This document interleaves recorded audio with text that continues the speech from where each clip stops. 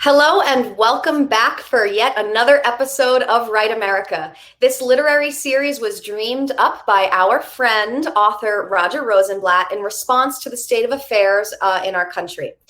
We aim to bridge this great divide through readings and conversations from award-winning, nationally renowned authors and new and emerging writers. My name is Lauren. I am the publicist and event director over at Book Review and your host for the evening. If you're not familiar with our store, Book Review, located in Huntington Village, is Long Island's largest independent bookstore. We have a great episode in store for you tonight, featuring readings and conversation from writers Lou Anne Walker, Genevieve Sly, and Jeordie. He's an enigma. If you missed last week's episode with Meg Wolitzer and Laura Tucker, or any of the previous episodes of Write America, you can go back to Book Review's Crowdcast channel and watch the recordings at any time. Tonight's episode is also going to be recorded, so if you happen to miss something or know someone who couldn't make it tonight, but you think that this would be right up their alley, you can go ahead and share the link that got you here tonight. That'll be good for the replay also. So yeah, go ahead and do that if you want. Now, before we get started with the readings, there's just a couple of things that I'd like to show you about Crowdcast. So first of all, there is a big blue button right down here below the stream. If you click that button, it'll bring you to bookreview.com, where you can purchase signed copies of Lou Anne Walker and Genevieve Sly Crane's published books. There is also an Ask a Question button down here beneath the stream. If you have a question that comes up during the talk or the conversation or the readings, you can just drop it down below and we'll get to them at the end of the episode here. And then I see that you found the chat on the side, so please feel free to comment about the readings, join in the chat, and of course drop your emoji applause if you like what you're hearing. So all of that aside, we are going to get started. Our first reader tonight is Lou Anne Walker. Lou Anne is a writer, editor, professor, and author of the award-winning memoir, A Loss for Words, which is about her experience growing up with deaf parents. Lou Anne has written for the New York Times, the New York Times Magazine, O, the Oprah Magazine, Allure, Esquire, the Chicago Sun-Times, Parade, as well as many other magazines and newspapers. Formerly an editor at Esquire New York, she is the director of MFA program in creative writing and literature at Stony Brook, Southampton, and Manhattan, and is the founding editor-in-chief of the Southampton Review. So please welcome to the screen, Ms. Lou Anne Walker. Hi, Lou Anne. Hi. Thank you, Lauren. And thank you, Roger, for setting up this whole series. It's really extraordinary. I've enjoyed so many programs. Thank you, Lauren. So recently, my father and I were on FaceTime when he began telling me family stories, some I'd never heard before, and some I understood in a different way than I had before, about his own father, H.T., and Dad's brother. Why did H.T. do that to my brother? Decades before, H.T. had exiled his eldest son, Garnell, my father's brother, to a farm 5 miles from town. No car, Dad signs, his open palm whisking up, over, and outward from his face, again and again, nothing, nothing, nothing. On the last whisk, I heard Dad make a high-pitched whoot sound from the back of his throat. No car, nobody around, my brother Garnell out there all alone. Dad has been deaf from infancy, just as Garnell was. Garnell was a blue baby, his umbilical cord wrapped around his neck at birth, and the lack of oxygen to his brain may or may not have been the reason he did not hear. The 5 siblings born in between and they were 20 years apart, were hearing. I was 5 years old when Garnell was sent to the farm, Dad signed. There were 2 80-acre plots, and Garnell grew soybeans, corn, tomatoes, green beans. There were chickens, cows, and pigs. Dad shook his head. Indiana is hot in the summer and cold. Daddy makes the shivering sign in the winter. The animals have to be taken care of all year round, feeding, cleaning their stalls. If they're sick, they have to be taken care of. Early morning and late afternoon milking. Dad hunches over a pretend stool and alternates squeezing his fists underneath cows producing milk. Garnell kept lists of how much the farm produced, and HT sold the milk, the crops, the eggs, the chicken, the pork, but over the years I knew Garnell never made any money from all that work. No car. As I watched the swirling of Dad's signs, the rapid movements of his facial muscles, he was reliving the years of the Great Depression. But more than that, he was feeling the tension that he watched between HT and Garnell, because that's what recounting a story in ASL is, not retelling, reliving. Garnell begged my father to let him open up a shoe repair shop. It was the only trade Garnell had learned at the Indiana School for the Deaf. No, Dad put on HT's scowl, his lower lip pushed out, his head shaking back and forth. My friend already has a shoe repair business, HT said. But that wasn't it, Dad shook his head. It was really shame. HT was ashamed of Garnell, his son. He didn't want him around. HT was embarrassed that his son wasn't perfect. He was angry that Garnell had done so poorly at his schoolwork. But most of all, HT was furious that Garnell had been caught lying and stealing at deaf school and had been thrown out on more than one occasion. Garnell lacked moral character, is what his father said, rather difficult for a minister to take, even one as hypocritical as HT. Garnell was 21 when he graduated from high school. One time, HT and I went to the farm so that HT could drop off feed for the animals and see how the crops were growing. HT was in his undertaker shirt, his white shirt, sleeves rolled, when a car came up the dusty driveway. Garnell stopped, unloading the burlap bags. Deaf friends of Garnell's had arrived. Garnell's face brightened. He ran over to their car. They jumped out, signing away, and all I could see was HT's face growing redder and angrier. Imogene must have been one of the deaf friends who visited that day or another, because she and Garnell found someone to drive them away so that they could elope. HT wasn't as upset as he normally would be. Now he had two people to work the farm. Every once in a while, when the fact that Garnell and Imogene were childless, when that came up, HT would say they couldn't have children. In 1907, Indiana passed the first eugenic sterilization law in the world. That law was strengthened in 1927, targeting confirmed criminals, idiots, imbeciles, and rapists. Indiana was strong in the Better Babies movement. In the 1930s and 40s, Nazis borrowed a great many techniques from Americans when it came to involuntary sterilization of young deaf people.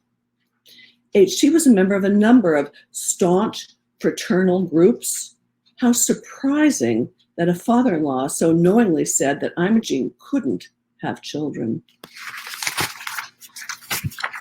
You know, HT wants you to take over the 80 acres on the other side of the road, Garnell told my father. On FaceTime, Dad's face turned pale as we were talking. He shook his head and closed his eyes. I couldn't stand being out there by myself, Dad signed. And then there were the farming accidents that I would always hear about. My Uncle Henry's long black coat was yanked into the corn picker on a cold autumn day. My cousin dived into the hog house during an electrical storm. Lightning hit the hog house, and when the family found him, he was dying because the lightning had made the metal fasteners on his overalls burn deep into his skin. I loved learning linotype, my father said, not so long after we saw the Post, about the Washington Post and the footage of people working on the linotype machines, the newspapers running on the presses, was thrilling. I love knowing what's going on in the world, Dad said, and I needed to make my own way in the world. And when HT told me I had to stay in Montpelier, I said no, and I left because my uncle, Garnell, and I were told, your Uncle Garnell, and I were told, no, no, no, you can't, you can't, you can't. And we had to find a way to escape. We had to find a way that we could. When I was 9 years old, I watched an episode from The Twilight Zone. If anyone had notions that displeased a little boy in a small Ohio town, he could think them out to the cornfield forever. That episode still terrifies me. There aren't many homophones in ASL, big surprise, haha. But if I were to be an interpreter, hearing the term right America without seeing the words beforehand, I would wonder about which right was being used. The one sign is writing on a page, or perhaps right as in finding one's rights, R-I-G-H-T-S. But what if it were, according to the dictionary Merriam-Webster, right as being in accordance with what is good, just, and proper, conforming to facts or truths, genuine, real, being in good physical or mental health or order, or right as in correct. But the second word of the title of this series is one I treasure in sign language. The sign so exemplifies ASL and the language's ability to provide deeper meaning to everyday words. America. Interlacing the fingers as the hands circle together. Identities are not subsumed. They are working side by side together throughout America. Thank you. All right. Thank you so much. Sorry, I didn't know if my camera was going to come back for a second. Thank you so much, Lou Ann. We will see you right back at the end for the conversation. Thank you. Okay, up next, we have a reading from Genevieve Sly Crane. Genevieve is the author of Sorority, which details the undercurrents of tension in university Greek life. She graduated from Stony Brook University with her MFA in creative writing and literature in 2013. Her work has appeared in the Southampton Review and American Short Fiction. Her story, Endings, Bright and Ugly, was a finalist in the 2017 American Shorter Fiction Prize. Please welcome to the screen, Genevieve Sly Crane. Oh, where did Genevieve? Oh, there she is. Sorry, one second. Hi, Genevieve. Hi. I didn't think I had you there for a second. Leave it to Lou Ann to make me cry right before I have to do a reading. That was so beautiful. And I can't wait to talk more about Lou Ann's work at the end. I have questions.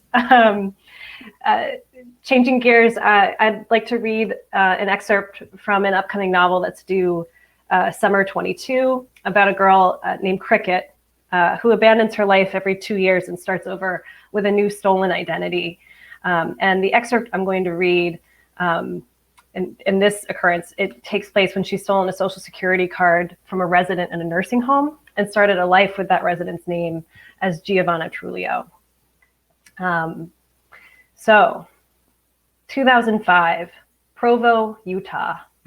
Two men had just moved into the tan brick house at 9855 Canyon Way. Next door, at 9857 Canyon Way, the husband watched the pair of them amble up their front steps, one of them flitty and kind of birdish, the other in a polo shirt on a Saturday. Do you think they're... No, said his wife. They were probably roommates at BYU, young bachelor types. But how can they afford... Young professionals, his wife said. She brought her hands together and laced the fingers for emphasis. Young and professional. The men had purchased the house because of the basement apartment. The realtor assured them that the HOA would have no problem with the tenant. The realtor was a liar. Passive income, John said. He'd already decided, based on the neighborhood and Trulia reports, that this was the house for them.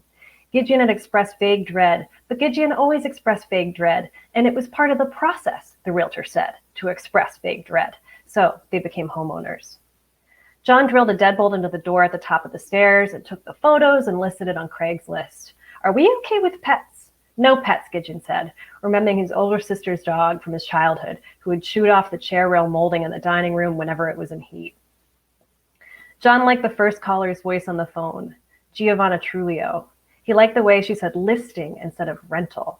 She didn't ask questions about utilities. She didn't balk at the deposit. He was surprised when he met her that she was blonde, and a recent one. Her hair was the color of meringue. One look at her and her eyebrows, and he knew better. She seemed too young to be so tired, and even that was likable. And he liked that she wore jeans, not leggings. Women were starting to wear leggings too regularly. It was indecent. Gidgeon watched them talk from the dining room window, standing back so the glare of the afternoon sun would shield him from watching. Aggravating how men are never allowed to look at something without coming off as perverted, he thought. He wished he could have a curiosity license, bold letters, not a perv. I like her, John said that evening. It's her first place on her own, and she looks like a young Debbie Harry. What does she do for work, Gidgeon asked. She's in billing at Utah Valley, he said, just graduated from Brewer College. Where's that? John pursed his lips, aggravated to admit that he didn't know. She didn't have a car, so she would walk the long trek out of the development to the main road where she took a bus to work. On the days when Gidgeon's agoraphobia crushed him and he found himself unable to leave the house, he'd watch her come and go. He liked the sharp glint of her hair in the sun in the morning and afternoon. He liked the monthly swishing sound of her rent envelope as it slid under the deadbolted door. Sometimes, on bad days, he considered going into her apartment and poking around, but decency stopped him with his hand on the knob. Rarely did they know her movements within the apartment, though if they stood at their medicine cabinet at the right time, they could hear her perfectly in the bathroom below them when she stood by the sink. Surely she could hear them too. Voyeurism made even the most mundane sound significant. She was running the tap, opening a plastic package, rattling a pill in a bottle, thwacking the cabinet under the sink shut. She'll take it right off the hinges if she doesn't watch it, John said. For when he had first met her and rented the apartment, he was just providing a service to a friendly young girl. But now that she was his invisible tenant, her existence struck him as subtly malicious force. She was an investment that could go rogue at any moment. Hang a flat screen wrong on a wall without checking for a stud, spill tomato sauce on the carpet, leave one of those scented candles that sad single girls love burning too long on the coffee table. Her rent was her penitence for the wear of her living as it battered against the pipes, the door jambs, the paint job. Of course, no home is perfect. Between drywall and the grout and tile, there was a hidden infestation of black mold. A few notes on mold. It does not care about people. In its borderless, hairy existence, it can unspool itself into tiny little spores, things sightless, brainless, and wend its way through the air, through the body. It can halt the sweet pink rise and fall of the lungs. It can furrow into the brain. What alchemy does it commit within? It is the mold's secret, the mold's magic trick. But at the end, it takes away memory if it strikes in the right corner. Born under their shower, it had snaked its way through the ceiling and bloomed into the shoddy kitchen cabinets in Giovanna's apartment, and then bounded through the drywall while she slept until one morning she found it in the bottoms of her shoes by the door in an oddly sentient gesture, as if it were trying an intimidation tactic, making known its hidden territory as it blotted itself inside of the drains and under the laminated kitchen tiles and burrowed its way into the bulgur wheat that John used to make his tabbouleh, and soon it rested at the basement level of their lungs, all three of them in an unknown kinship of attempted poisoning by spore. Years later, after she was gone, they would wonder why she never told them about how bad the mold was in her apartment. The other things about herself that she'd hidden, that was understandable. But why not the mold? She had opportunities. They'd been friendly. What the hell? John would remember her in the driveway then. Her closed-lipped smile, her short wave hello. How hadn't he seen it in her earlier? Her aloofness and superficial courtesy hid the insidiousness of what she really was, and somehow he'd missed it. Meanwhile, she was such a fervent little thing. Standing at the edge of the driveway after her walk home from work with her hands in her pockets. Who does that, he wondered. No one really stands with their hands in their pockets unless they're supremely uncomfortable. You found a church yet, he said. She shifted her tote bag from one shoulder to another. Oh, I'm not interested, she said. Sorry. She was wearing the same jeans and red tennis shoes she'd worn when she first toured the apartment, and he watched her from the window. Was the dress code really that lax at her job? It had been several weeks, he realized, since he'd seen her in the little pleated green blouse, her serious black slacks. Again, he wondered, what did the basement look like down there now? Did she live with one toothbrush, one pair of jeans, one hairstyle, like a cartoon character? Chat you can anytime you like, he said. Sorry, I mean anytime you want to chat, feel free. Why had he said it as if he were Yoda? Her dislike for him was electrical. It ran in a current from his sneakers and under the driveway and bolted up his legs, paralyzing him. It was a character flaw, or perhaps one of his better features, that he couldn't abide by being disliked by anyone. Maybe she was a bigot. They came from all over.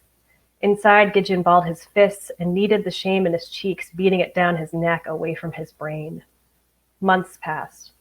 One thing I've noticed, John said, she never gets any mail, like any. Gideon, who now felt an exponential increase in shame whenever their tenant was mentioned, focused on sticking the pieces of their Christmas tree together, fluffing the soft bristles of fake plastic pine. She's probably got a P.O. box, he said. I told her she could send stuff to herself. I told her she could send stuff to her house, John said. No answer from Gideon. She's a shady, shady broad, John said.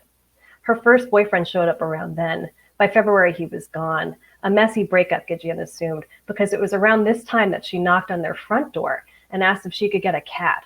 Again, there was an inexplicable, latent desire to please her. Of course, Gideon boomed. Not once in his life had he said of course that way, as if he were old King Cole. But cats were harmless, he reasoned. They didn't gnaw at door frames. They didn't spatter the walls with saliva when they shook their heads. Hopefully, he'd never even have to tell John. In March, there was another boyfriend, and in July, there were two. Go Giovanna, John said dryly. She could cool it a bit, Gideon said. Now more than a year had passed since she'd moved in. John stood at the dresser and removed all of his father's antique coins, his grandfather's lead cross he'd worn in the Battle of Savo Island, his Titleist golf ball ferreted away from a PGA championship. Did you do some reorganizing, John asked. Gideon looked up from his book on Kepler. Pardon? Did you rearrange the drawer? John repeated. His voice was modulated, but his shoulders were stiff. Twin cords of muscle flexed in his neck. I didn't touch a thing, Gideon said. John was slow to answer. He was stroking the felt at the bottom of the drawer, trying to remember what had been placed where. Had there been another coin? It feels like something is. I don't know. I can't name it. In Gideon's book, Kepler was making assertions about the eye. What it could do, what it couldn't. He read the same line over and over until John climbed into bed and switched off the light without asking. Good night, he said into the dark. Good night. But John reached over and grasped at his hand, 2 squeezes and a release. No hard feelings. Next door at 9857 Canyon Way, the wife was peeved. It seemed every week there was a new car outside of their neighbor's house. Not that it was her business, not that it mattered really, but still. Something weird is going on, she said to her husband. Like what? Their little tenant. I don't even think she's illegal, but what is she doing that's weird, said the husband. His wife gestured to the new car parked under the ecterical streetlight out front, its roof cratered from hail. Think it'll leak oil, the husband said. There's just a sheer number of cars. Ah, so you think that there's drugs or... No, the wife said quickly, just, something odd. The husband dug through the broom closet. You want 60 watts in the hall, he said. 40, said the wife, defeated, soft white. I have something to tell you, John said. Gideon stood at the foot of the bed, shirts and pants and boxers folded and stacked, organized in a way that he liked, pleasing, as if their order could fix an imbalance elsewhere. John repeated, Gid, I have something to tell you. Gideon was consumed by a sudden wish for his mother who had stood at the kitchen counter and said, I love the parts of you that were formed by God, the parts of you. She who, for years, ignored the Amex bill line by line and just paid the total at the bottom because she did not want to know what her husband had done that month. She who, after watching a movie where the protagonist could read minds, said, gracious, oh gracious, the last thing I'd want to know is what other people are thinking. Are you sure you do? Gideon said, sleep on it. Whatever it is can sleep on. I think she's breaking into our house, John said. Gideon nearly laughed with relief. Thievery over divorce. He'd take it any day. She's not, Gideon said. John led him to the dresser. My grandfather's coins, he began. I had 6 to start. Now I have 3, just 3. Are you? And in the living room. John paced and Gideon followed, liberated from his short and crushing terror. John opened the liquor cabinet. The Bombay Sapphire, a gift from years ago, a drink they hated but couldn't part with. It had cost someone something to give it to them, and now he gestured at the cabinet. Why would she steal some coins and a bottle of gin? I don't know. Maybe it's just fun to mess with. Gideon held up a finger, suddenly paranoid that she could hear them even though they were nowhere near the sink drain. This is not like you, he hissed, and I don't think I've ever seen you like that. Don't say paranoid, John said. Don't you dare. John took an extra swallow of NyQuil that night and fell asleep on Gideon's arm. And Gideon, so captivated by his rare sweetness from him, was too afraid to move and let his left side fall on a pins and needles flush, flexing and unflexing his fingers periodically, worrying that if he inhaled too sharply or moved his calf the wrong way, that John would shift away from him. There was a clattering in the kitchen. The sound, he suspected, of the plastic blue watering can they used to water the hibiscus tree under the north-facing window. It had been kicked, he thought. Soft steps, small, sweaty feet on tile, a soft, not quite sticky padding sound. Usually the central air was running, exhaling out its white noise. Not tonight. Too cold for it to kick on. John's breathing beside him, shallow, his jaw opened and closed in a slow, wordless chat. He'd always been a busy dreamer. Gideon thought of his mother's face. Don't listen, don't read the lines, and yet in the doorway, her face and shoulders were luminescent and nearly blue. They'd forgotten to deadbolt the basement door. How had they never checked? But they hadn't. Neither of them had looked at the door directly. It had felt indecent in a way. Her door. She'd walked right in. She stared at him in the doorframe and he stared back. What could and could not be seen in the dark? If he didn't look directly, he could see her better, the same way he could see dim stars with more clarity if he didn't focus. Let the neck roll back, the eyes drift. He heard her breathing, now shallow and measured. There was a slow drip of time. He thought of a true crime show he'd seen recently where a man and wife were bludgeoned in their beds for a few dollars. And then she retreated, the same way a deer does when it sees a person and backs away, then runs. Did he hear the tiny click of the basement door? He did not know. He did not know. Beside him, John sighed, slow and easy.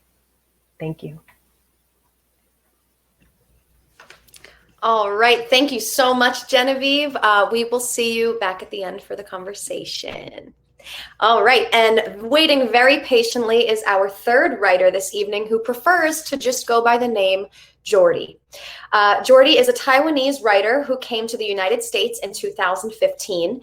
He has published several short stories and is currently editing his first novel, Smells Ugly, and is pitching his television show, Ludovic. Please welcome to the screen, Mr. Jeordie. Hi, Jeordie. Hi, everyone. Oh, okay. So grateful hi, you could be here with us tonight. Oh, thank you for having me. It's really an honor to read next to these two amazing writers, and thank you, Roger, for getting me here. Okay.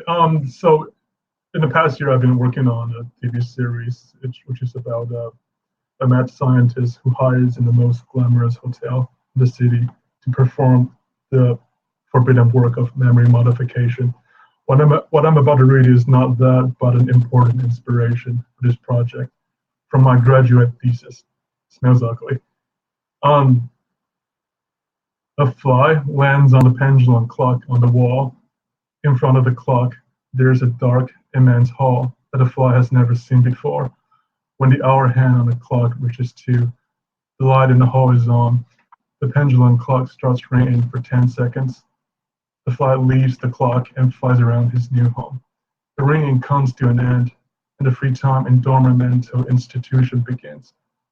The main entrance door opens, and dozens of patients in white robes walk into the hall. Some of these people head straight to a certain spot at a fast pace. Some of them hesitate before joining the others in groups.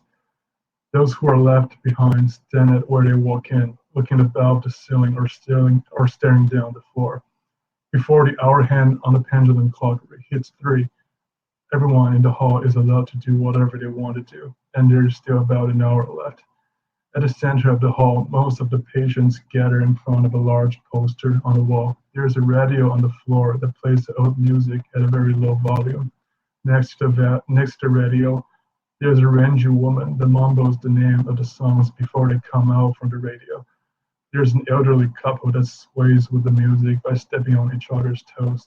There's a pair of twins that grab other people's arms and ask about the time of a certain fireworks show.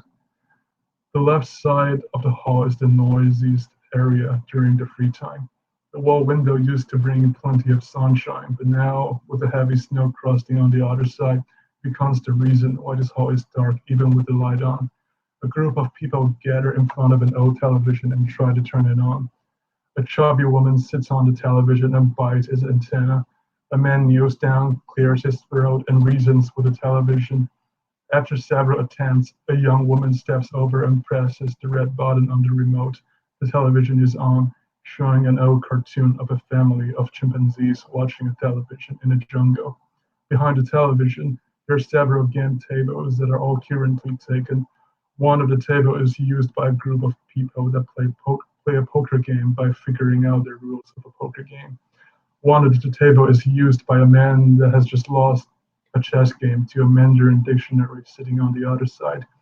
One of the table is used by a woman that ponders the next piece to put on the puzzle.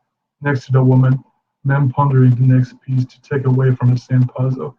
The right side of the hall looks empty. Most of the people here stand still, facing a certain direction, waiting for the pendulum clock to sound again. Some of them keep their eyes closed but aren't really asleep. Some of them keep their eyes wide open but aren't looking at anything. There's a trumpeter that bows to the empty audience seat and explains his inspirations for his next song. He doesn't care whether or not his concert has ended 35 years ago. At this very moment, the fly is searching for the right spot to land on and rest after a 7 hour road trip. Being here on his first day, the fly is mentally prepared to make mistakes as he feels a little lost in this giant hole. He is excited, an advantage of not knowing having only 30 days to live. Luckily, he doesn't have a huge ambition or any plan for the summer.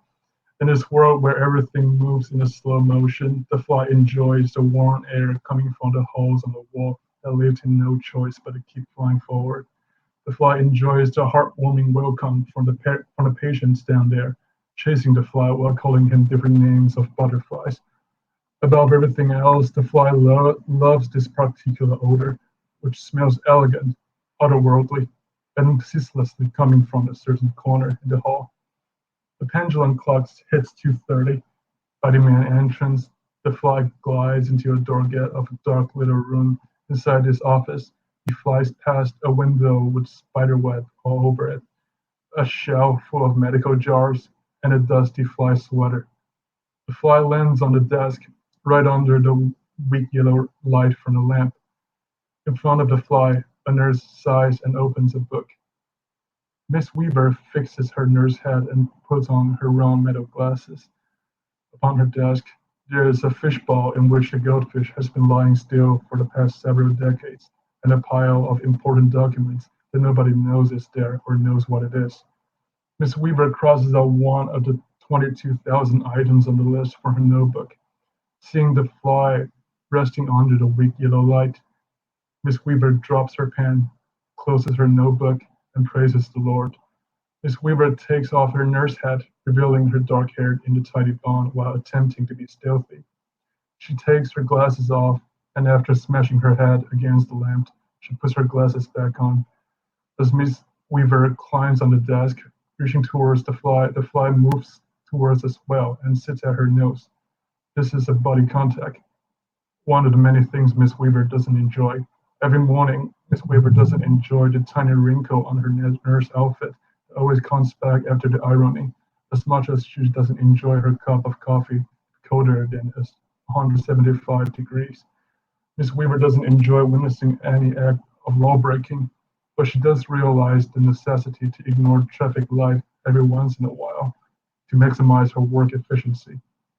Miss Weaver doesn't enjoy a conversation about weather, a smile that reveals strong teeth, or anything else that would be too long to be written down on her notebook.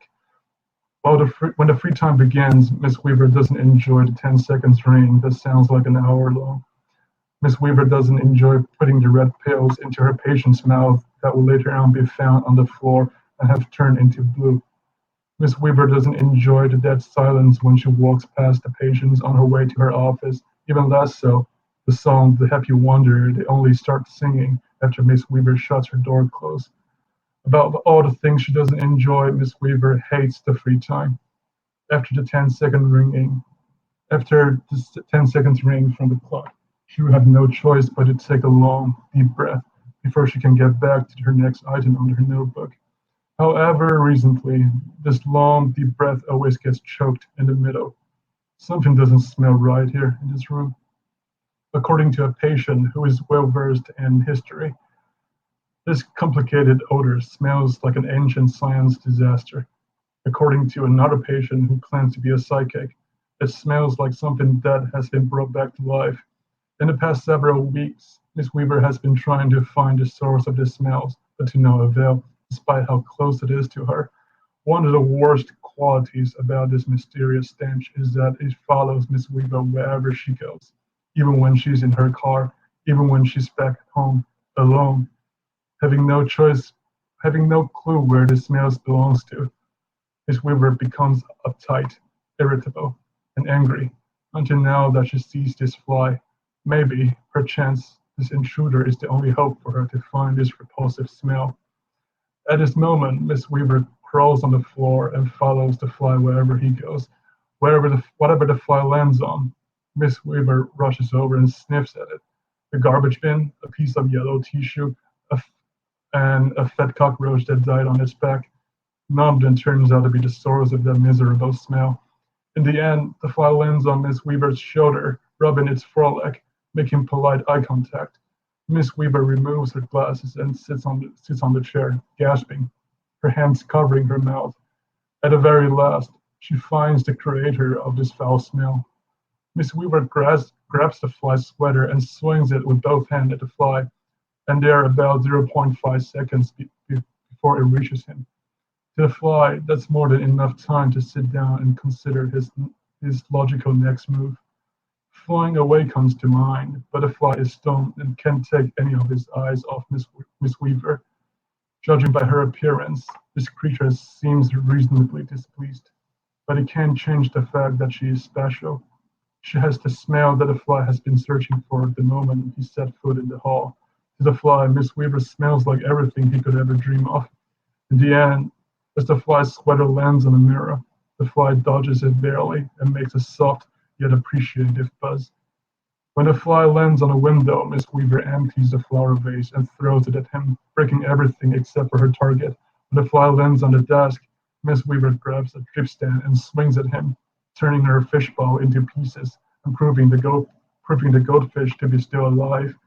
When the fly sits at the ceiling, Miss Weaver pushes down the shelf and hurls her chair at him, leaving an unsymmetrical hole on the wall.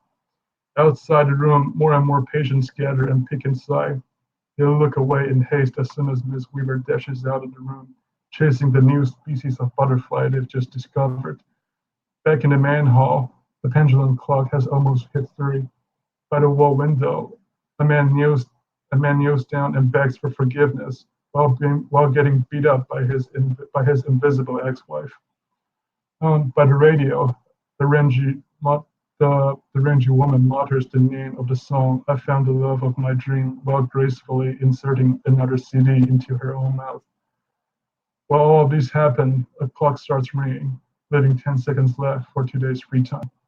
During these 10 seconds, Miss Weaver stands among the panicking crowd, trembling while holding her fly sweater, giggling at a fly that sits on the pendulum clock. This is the best day of her life. The reason why everything goes wrong has finally revealed itself. Now all she needs is patience, a bit of luck, and an extra large fly sweater to put things back to normal. As for the fly, this is also the best day of his life. Living the first of his last 30 days, he finds himself not only a place where he feels at home, but also the most beautiful smell in the world. That's it.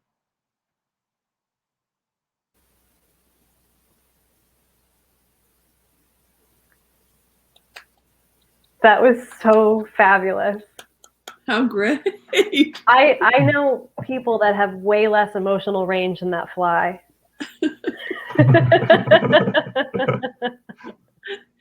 Miss Weaver. Oh my goodness. I know. Oh my God.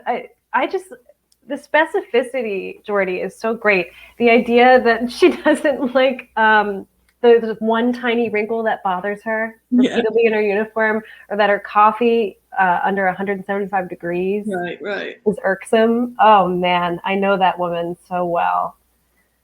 That's fantastic. Me too. Fly and the greatest day. Oh my goodness. Geordie, I'm wondering if anybody has drawn a connection for you between smell and COVID, because the idea of a stench following a woman. My husband and I had COVID in December, and we're now 6 months out, and he still smells a mystery smell all the time. Really? Yeah, and apparently it's a common side effect for people who've had it. So reading or hearing that is, it stands out for me, you know, because my husband is always insisting that he smells metal. I'm like, you don't smell metal. Well, I mean, no, I haven't heard any connection. This is kind of pre-COVID thing. It makes it weirdly more timely, though. That we're much more fixated on that sense. Yeah. Well, yeah. This is to be honest. This piece I was when I was writing this, what I had in mind was one of my relatives. It sounds horrible, but wait, for The Fly or Miss Weaver? It's somewhere between the both. Okay. Is this a relative you still speak to, Geordie? Is this a relative with whom you still speak? Oh, no. That makes it easier. Not really. I mean, this is actually the first chapter of a long story. It's a strange beginning, and yeah. Well, shouldn't beginnings be strange a lot of the time? I'd agree. Genevieve, your thoughts? Yeah, I mean, I'm team weird. You know, there is enough blandness in all of the literary world. Usually the blandness, you know, right away. The book cover has a bicycle with flowers, you know. And so, listen, blandness is great for some people. Some people really want like a mashed potato read, you know. But I like absurdism and strangeness, and I think Geordie captures that so well.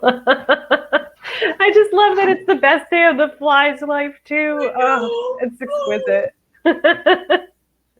In those 30 days. Oh no.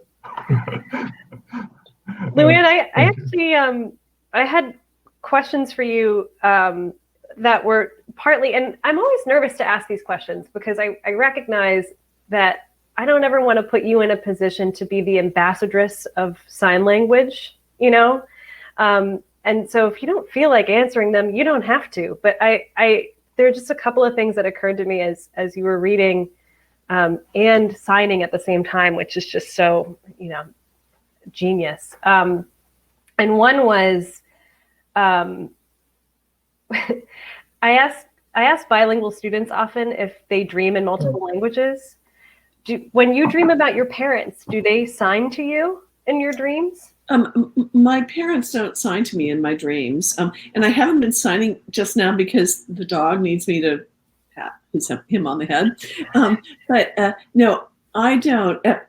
I've read research, it was a long time ago, that deaf people often communicate in their dreams, but don't actually sign in their dreams. Wow. But every once in a while, somebody will sign in one of my dreams. So it varies, frankly. But Geordie, what about you? Do you dream in different languages? That's kind of I like that question, and I actually discussed that with my Taiwanese friends every once in a while. I have this weird habit of speaking Mandarin through English grammar. I don't know if it makes sense at all. And that in some that under some circumstances make Taiwanese people hard to understand what I'm talking about. And throughout times, I think I developed this strange linguistic system that is sort of like a grammar that applies to both languages that I speak. Wow. I don't really feel the need to adjust that much anymore. And even when having a dream, I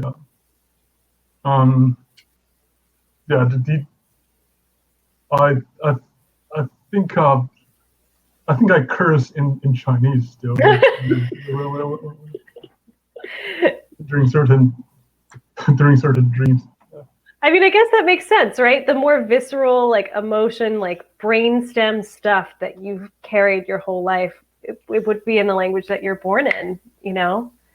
Or maybe it's just more fun to swear in that language. I don't need to psychoanalyze. Well, I was never given any dirty words in sign until I was way old, so I was at a loss. Hey. Can you sign "Oh Fiddlesticks"? I will not. No, I meant quite literally "Oh Fiddlesticks," not an actual. That you would probably spell, or "Oh darn." Luann, I noticed some of the words feel so beautiful and intuitive that even somebody who doesn't speak sign languages knows what they mean. Like Nazi. Nazi is this? I can't see your face, darn it. I think I might have just lost Luann for a second. Yeah, I think Luann might have lost her Wi-Fi. She'll pop back up when she reconnects. Okay. But I just thought that was so... Okay, so because you were off screen, I couldn't see what you're saying. So Nazi is this. Yeah, I mean, so that is just so remarkably intuitive. I would know in any language that that's bad, you know. And right. there were other words that came up that I'd actually written down that just seemed so incredible to me. Blue baby. Well, because they literally are blue. They're born and they don't have enough oxygen. So, right. Yeah, that's what the term was back then. Wow. But yeah. And then Hitler is N with the sign. Wow. Mm-hmm. Okay. Yep. I mean, that makes sense. Absolutely. Does, right. But Genevieve, I so loved the details, the tomato sauce on the carpet, and I mean, just so beautifully observed. Yeah. And I just am in awe of what you're doing, and I'm just wondering, how do you come up with the dialogue? Oh God, you know, I'm always a little bit nervous talking about the writing process because it runs the risk of sounding kind of woo and spiritualistic, and I think that the trade-off there is that it can sometimes sound like it is therefore inaccessible. And I don't think that that's true for anybody. I think that anybody can sort of get into this sort of mesmeric state, right? But if you ask me where any of this comes from, the part of my brain that does it is not a waking part of my brain. It's like how sharks use half their brain to sleep. And maybe you have this experience too, and can speak to this a little bit, but I kind of forced myself into a weird trancy place to do that kind of writing and really detailed work. And so it has to be late at night, unfortunately, which is much to the chagrin of my family. It's usually between 1 and 3 a.m. when I'm tired and a little more vulnerable. It has to be in the dark. It has to be, usually I have like the same music playing on loop that will not surprise me or take me out of it. And then I do it and I don't even think about it until I look at it again. But you don't have that ever? You're talking to me or Jeordie? You. Jeordie, what do you think? No, I'm just not surprised to hear that the music is a part of the process. It does sound musical to me. It's um um uh, I, I I'm kind of curious about if any of you, if how important is music, like being a part of your writing whenever you write. It's because I just noticed that very recently actually whatever I listen to kind of change how I write. Yes. In a sense, I don't know if it's making sense to anyone. But. Yes. I mean, at least for me, it's important because otherwise I'm more prone to distraction. So I need something for the other open tabs in my brain to hold on to instead of getting up and moving around. So music is a good way to sort of anchor. And I do think it probably influences what I'm doing. So I try to make it bland, honestly, because I don't want it to be, I don't know, it feels like cheating if it's not bland. There's a certain point you start to ignore it, right? When you're deep in the writing, you don't really pay that much attention. Ignoring it is important in a weird way. And somebody says music with words or just instrumental. For me, if it is words, it has to be something that I've heard so many times that the lyrics don't stand out to me anymore. But Luann, do you write with music? Never. I can't because there's too much going on in my head. Seeing the language and thinking about it. I mean, often I'll be fascinated by how a piece of music is structured. Hey, I love listening to Pavarotti and Nessun Dorma, but it has to be its own thing. It can't be combined with other aspects. Somehow there's just too much going on because I'm translating in my head all the time. So, yeah. And so I'm jealous because my daughter listens to music all the time. And so there was one time when I was driving and I thought, I want to listen to The Great Gatsby on tape as I'm driving. And I almost went off the bridge because I was thinking so much about a sentence. I thought, okay, can't do that. So I did that with The Shining and it went badly. Yeah. I had to stop halfway through The Shining because, I'm not a Stephen King person. It seemed like it was one of those, things that you have to read at some point, right? So I thought I'd cheat with Audible and it's disastrous. I found myself going 40 on the LIE. So not a good move. I get it. To be fair, Pavarotti, while writing, I would be way too distracted. Yeah. So I think Lauren wants to ask us something. Yeah, we do have a question here from Anne Fadiman and George Colts, which, if you remember, they were some of our writers back a couple of months ago. So this one is for all of you. So they ask, if you've written anything since the pandemic has started to ebb, have either your topics or your writing process changed at all? Have they become looser or more open, for instance, or any other changes that you might notice in your writing? Who wants to start? Genevieve? I can speak to it a little bit. I'm in the this novel that I'm working on I started working on it in July of last year. I'm now in the editing phase. I don't think a whole lot has changed since the pandemic. I think a lot of writers either kind of chose one of two paths during. It seemed like nobody kept their baseline in place during the pandemic except for me. So all of my friends either were like, I can't do this. I just have to focus and live and exist in this new weird world and understand it better. And when it's over, I'll come back to it. And then there was another faction that was like, no, this is like my time. And for better or for worse, I'm going to buckle down and create more work. I think I have like a sickness when it comes to writing where, for me, it'll be like clockwork. I won't want to do it for a year, and then I'll have a year where I have to. And so I'm very year on, year off. I'm coming up at the 1 year mark for this book. And I can promise you, there could be an apocalypse that I'm witnessing firsthand and that I should be documenting in 4 months. I'm not going to write about it because my like personal brain tenure is coming up in which I'm not doing any of the work, regardless of what's happening around me. So no, I've had no personal growth, and I own up to that.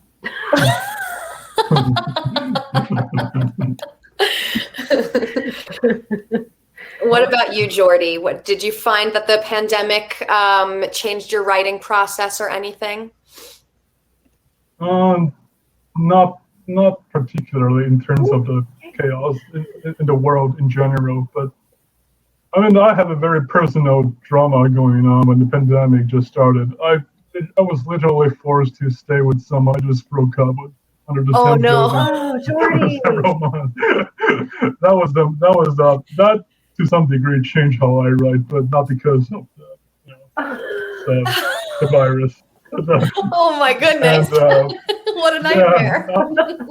That was a nightmare. Yeah, it changed me as a person rather than how I write. I can imagine. Yeah, that's no fun going back. Oh no! Yeah, but in terms of a disaster happening outside of my room, not quite as much. I'm still the same weirdo I was before. That's great. What about you, Love? So I last year I hunkered down because I just couldn't stop, and I couldn't.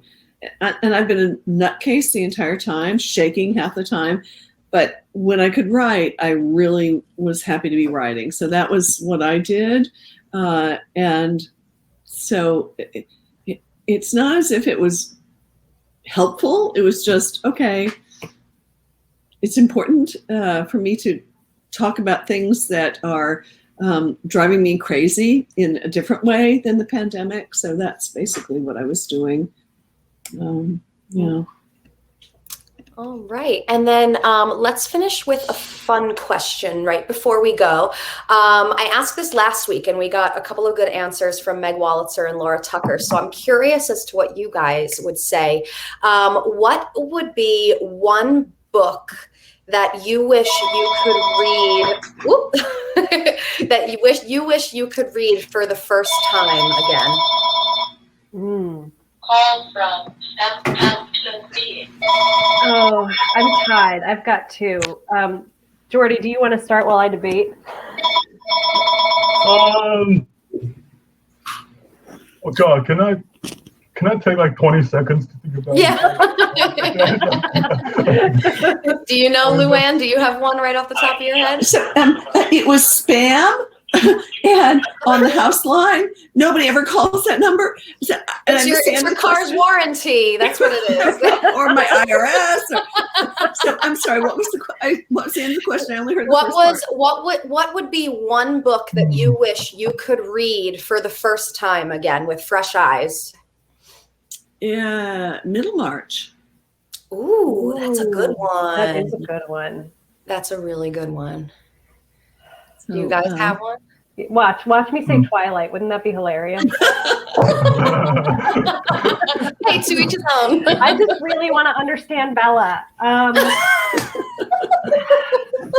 So I can't break my tie. I would either reread Madame Bovary again, because I did not read the Lydia Davis translation the first time. I read another translation. It was like a free access PDF version because I was poor and in grad school.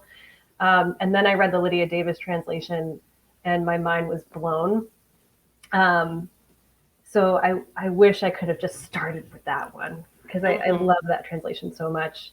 But the other one is The Pillow Book of Sei Shonagon. And I don't know if anybody, it's not a very popular book. It's not fiction. It's a diary written by a woman in Japan in like 900 AD, and she complains on every page. She is miserable. She has one section about how she hates hearing the laughter of children. And how she doesn't like the look of snow on the peasants' roofs across the way. And it's just so biting and mean and funny. And I've read it so many times that I know what's coming. So I want to be wiped clean so I can enjoy it again. Nice.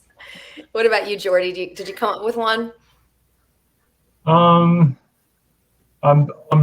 I probably a Swedish novel called Let the Right One In. You guys probably know the movie.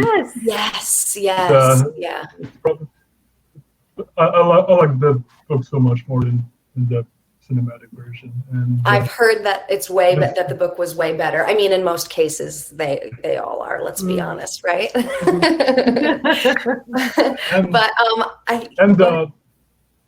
the Dark Tower series.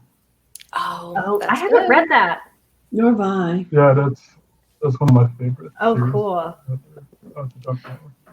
All right. Well, I think that is a perfect place to end. I want to thank you all, Luann, Genevieve, and Jeordie, for being here with us tonight. I want to thank everyone who tuned in, and of course, our dear friend Roger Rosenblatt, who dreamed this whole thing up.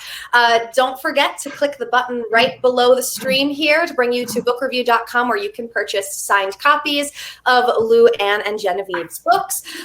Don't forget, you can also purchase any of the previous writers' books as well. I hope to see you all right back here next Monday at 7 o'clock for another episode of Write America with emerging writers Suchita Nayar, Amy Ciacchiola, I don't know, I'm a bad Italian, and Cornelia Channing. So we'll see you right back here next Monday at 7. Bye, everyone. Thank you so much. Thank you. Thank you. Thank you.